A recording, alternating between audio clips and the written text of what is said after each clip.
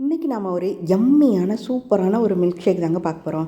Juice, milk shake, smoothie எப்படி வேணாலும் சொல்லிக்கோங்க. சப்போட்டா பழத்தையும் பேரிச்சம்பழத்தையும் வச்சு தாங்க பண்ண போகிறோம். சப்போட்டா பழத்தை சின்ன சின்னதாக தோல் நீக்கி கட் பண்ணி வச்சுக்கோங்க.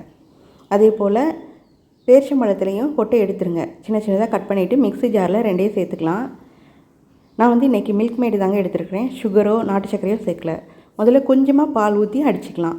இல்லைன்னா 1-2 அரைப்படாது ஒழுங்க. அதனால் கொஞ்சமாக சேர்த்து முதல்ல அடிச்சுக்கோங்க மிக்சியில். அதுக்கப்புறமா மீதி இருக்கிற பாலையும் சேர்த்துட்டு மில்க் மேடும் கொஞ்சம் தேவையான அளவுக்கு சேர்த்துக்கோங்க. சேர்த்துட்டு அதையும் சேர்த்து நல்லா மிக்சியில் அடித்து எடுத்துக்கலாம்.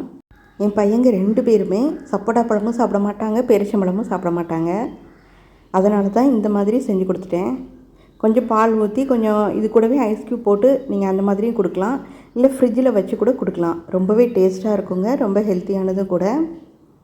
இதில் என்ன பழம் சேர்த்துருக்கோன்னே அவங்களுக்கு தெரியல. செம்மையாக இருக்கும். செஞ்சு பார்த்துட்டு சொல்லுங்கள். தேங்க்யூ.